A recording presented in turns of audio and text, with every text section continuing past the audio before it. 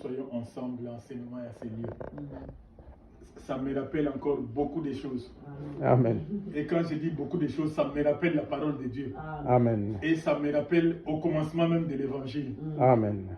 Que Dieu soit loué. Il est vrai que nous ne sommes pas chez nous ici. Nous sommes des immigrants. Et Dieu a permis que nous puissions nous retrouver ici. Et il sait aussi pourquoi. Amen. Il n'y a pas un hasard pour Dieu. Amen. On pouvait être peut-être en Afrique du Sud, on pouvait être, je ne sais pas, mais quand Dieu nous a menés ici, il sait aussi pourquoi. Amen. Donc alors nous glorifions Dieu pour ça. Amen. Ça me fait plaisir aussi, comme je disais, je pensais au commencement de l'église. Je vois Paul dans ses lettres qui écrit, qui dit salue l'église qui est dans ta maison. Amen. Amen. C'est-à-dire que peut-être des fois on peut dire mais qu'est-ce que nous faisons?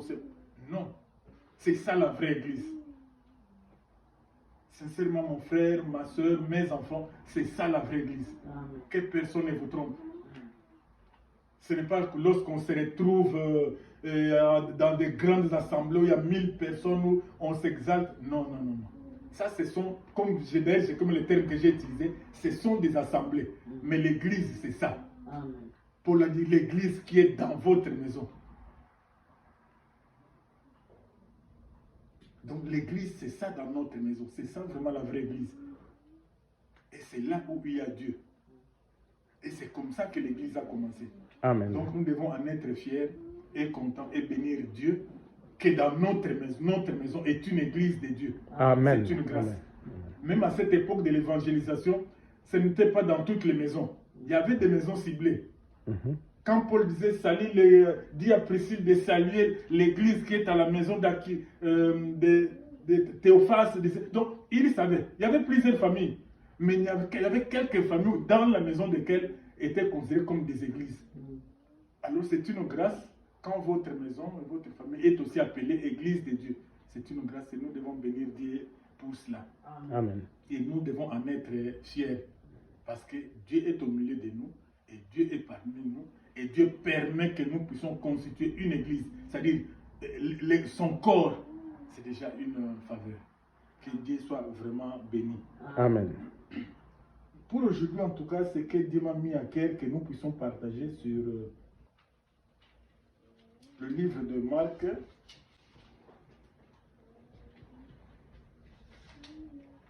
Marc chapitre 10.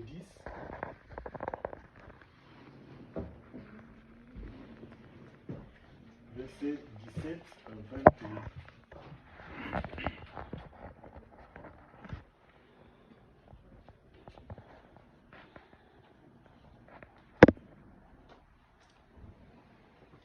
Marc chapitre 10, verset 17 à 21 dit ceci. Comme Jésus se mettait en chemin, un homme accourut et se jetant à genoux devant lui et dit, bon maître, lui demanda-t-il, que dois-je faire pour hériter la vie éternelle? Jésus lui dit, pourquoi m'appelles-tu bon? Il n'y a de bon que Dieu seul. Tu connais les commandements, tu ne commettras point d'adultère, tu ne tueras point, tu ne déroberas point, tu ne diras point de faux témoignages, tu ne feras tort à personne, honore ton père et ta mère. Il répondit, maître, j'ai observé toutes ces choses depuis ma jeunesse. Jésus lui a regardé les mains et lui dit, il te manque une chose. Va, vends tout ce que tu as, donne-le aux pauvres, et tu auras un trésor dans le ciel. Puis viens et suis-moi. Amen. Amen.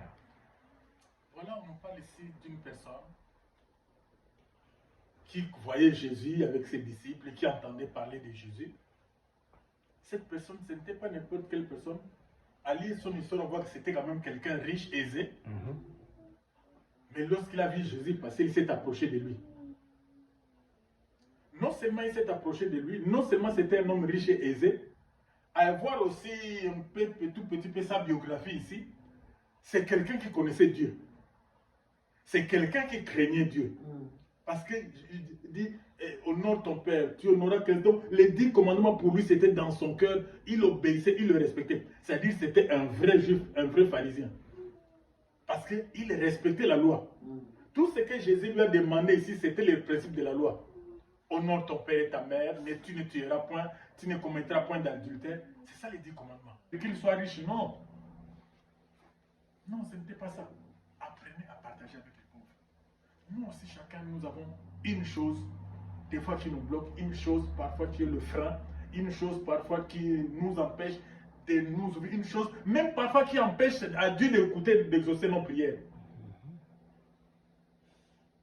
Une chose peut-être qui est le frein pour même notre bénédiction. Une chose qui est peut-être le frein pour beaucoup de choses. Mais d'autant plus que nous ne faisons pas attention à cette chose, d'autant plus que nous ne prenons pas la décision de briser cette chose, de corriger cette chose, d'aller au-delà de cette chose, nous aurons toujours des limites dans ce que nous faisons, dans ce que nous sommes. Et la plus grande limite, nous n'aurons pas assez à la vie éternelle. Donc voilà en fait vraiment ce que j'avais à cœur que nous puissions pas. Que chacun se pose la question intérieurement. Qu'est-ce qui me manque moi? Quelle est cette chose que je dois ajouter à ma foi? Quelle est cette chose que je dois ajouter à ma foi pour que réellement ma foi soit complète? Pour que réellement, moi, je ne manque pas le royaume des cieux. Quelle est cette chose que je dois ajouter pour que réellement Dieu prend plaisir à moi? Quelle est cette chose qui me manque que je dois ajouter pour que réellement le Christ devienne mon ami? Qu'est-ce qui me manque que je dois ajouter à ma foi pour que Dieu prenne plaisir à moi?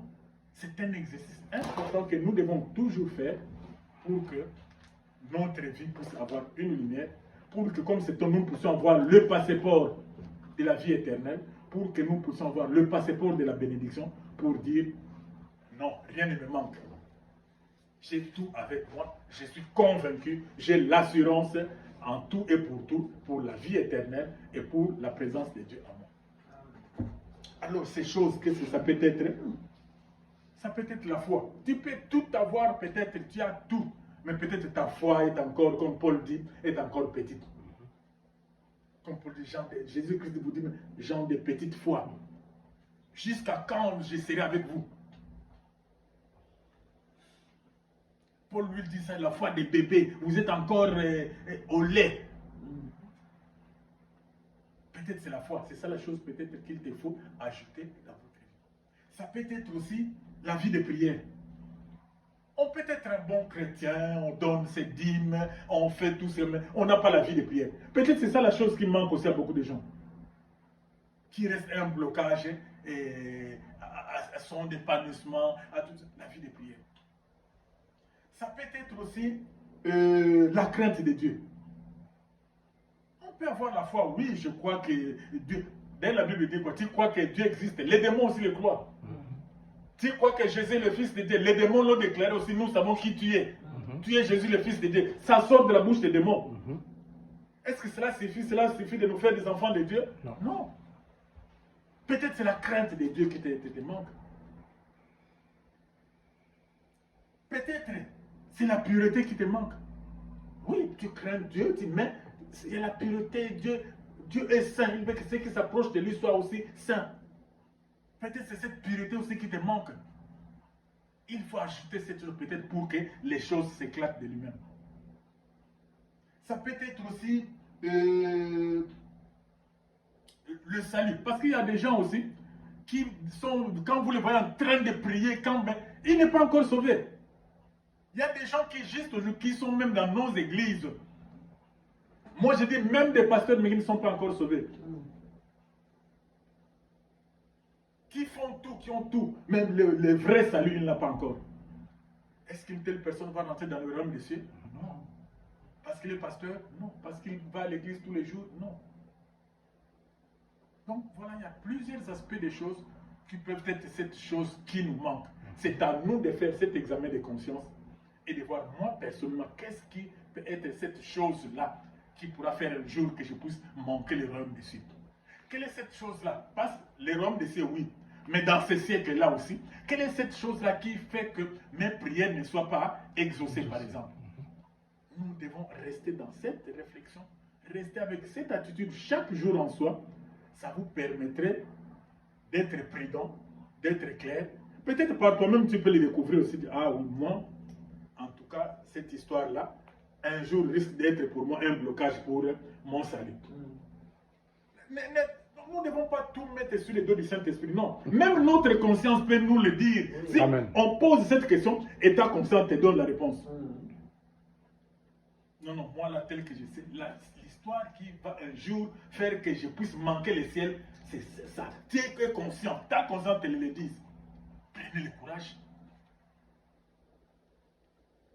Si c'est quelque chose qu'il faut abandonner, si c'est quelque chose qu'il faut faire, prenez le courage. C'est ça ce que Dieu veut de nous. Sinon, nous allons passer toute une temps sur la terre dans la distraction et un jour manquer les royaumes des cieux. Que Dieu bénisse sa parole. Amen. On applaudit très fort.